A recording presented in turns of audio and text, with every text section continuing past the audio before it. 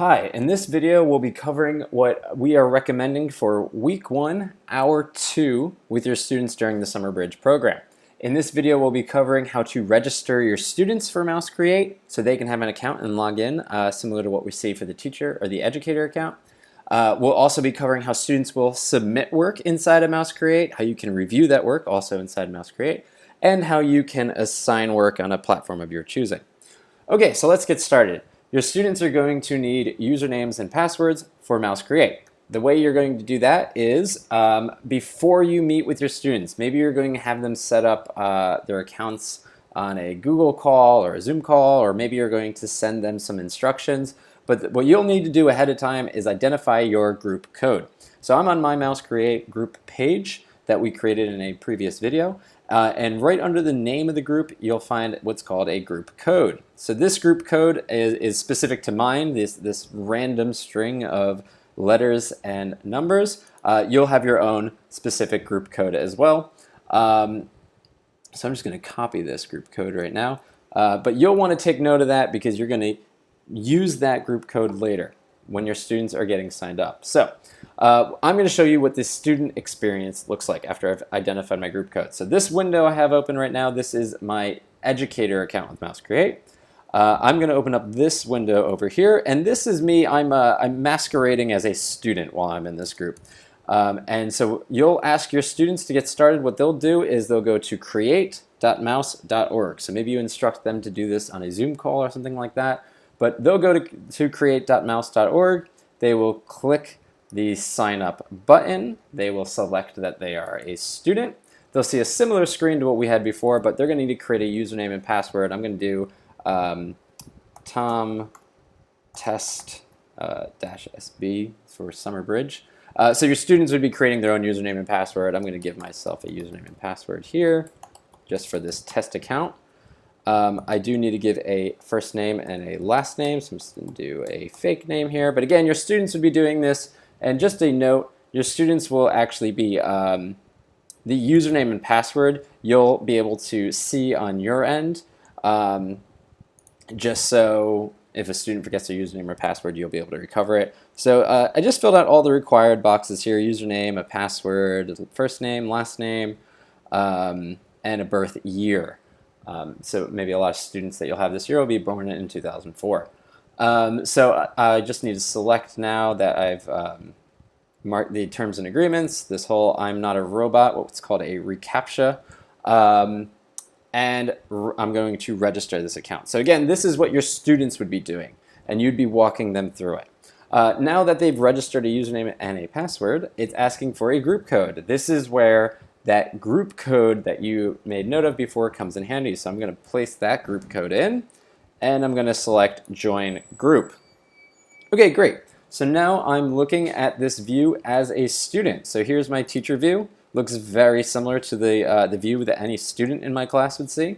And now they can see the playlist, which is great. So this is the 6 projects that the teacher ahead of time identified that we want the students to look at, so they're looking at the right page that we want. And what they're ready to do now is they are ready to go into a project and submit work. So a student can click through any one of these projects similar to what we were doing before. So let's do this. For the week 1, hour 2 assignment, I would recommend having your students submit the work that they did in Human-Centered Design, so the project we did in the previous video. So if I click into Human-Centered Design, remember I'm acting as a student right now, and what you should ask the students to do on their own screen is to go down to step 7, and that's the step where they had one of these requirements boxes here. So if I look at this requirement box, it's asking me to upload an image of a water bottle sketch. So let's find an image on my computer. So a student would take a photo of that image they created, so they can choose a file and upload it. Well, let's see what I have in my downloads folder.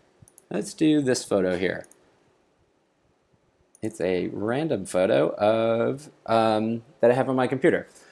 So now what's happening here is Mouse Create is asking if I worked with anyone on this project. So currently this class only has 1 student in it. But if there was more students in this class, you would actually see a row of students here, and you could select like, oh yeah, I worked with this other student and we're submitting together. But right now I'm just doing this by myself since this fake student did this project by themselves. Great, so I clicked close. I can see the image I uploaded before. This requirements box is also asking me for a few questions here. So I'm going to add a text response. So this is my answer. And so your students would obviously be actually answering the question. So I'm going to click save. And here's the content that they uploaded. Now, what's happened so far is the student has put their work, so the image and the text, in Mouse Create, but they haven't submitted it yet. So if I go to the final step of any project, I'll see this button here. It says review my work. If I click review my work, one last chance. So yes, there's a random image of David Bowie in my computer, but here's that image I uploaded before, and here's where it says this is my answer. So great, so it's one last chance for the student to edit their work before they submit it, but now this student is ready to submit their work. So I click that button, and I'm going to confirm it. Great, my work has been submitted. So that's what it looks like on the student end. Now let's see what this looks like on your end as the educator. So now on this window here, so this is me as the educator in the group, and I just refreshed my window. And what I'm going to see here is I should see group work in this group work tab. Here we go. Submitted by test student here.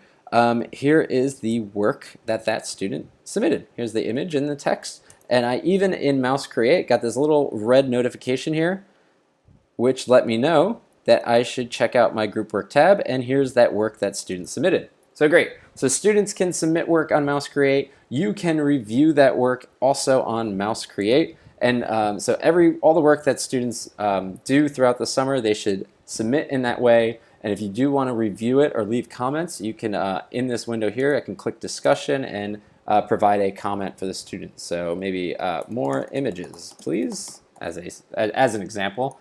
And that student will receive that message. So all work students do can be submitted in Mouse Create, and you can review it in Mouse Create as well. Okay, so now let's think, last thing I want to cover in this video is how you're going to assign work to students. So let's say that we want students to do the next project, the Source Whisperer project, which we'll actually cover in the next video. You want them to do this the following day. What you can do is if you click into that project, each project in Mouse Create gets its own specific URL. So I can actually copy this URL, and I can send that URL to students in any way I want. Maybe you're emailing your students saying, now's the time for you to do this project. Please finish this project by the end of the day or something like that.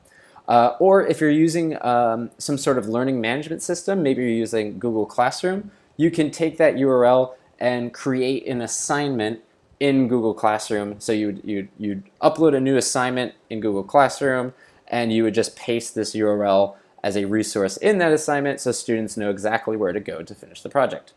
Great, so in this video we covered how to register your students for Mouse Create, how students can submit work, how you can review the work, and some options you have for assigning that work. So I'll see you in the next video where we'll cover the project we're looking at right now, which is the Source Whisperer.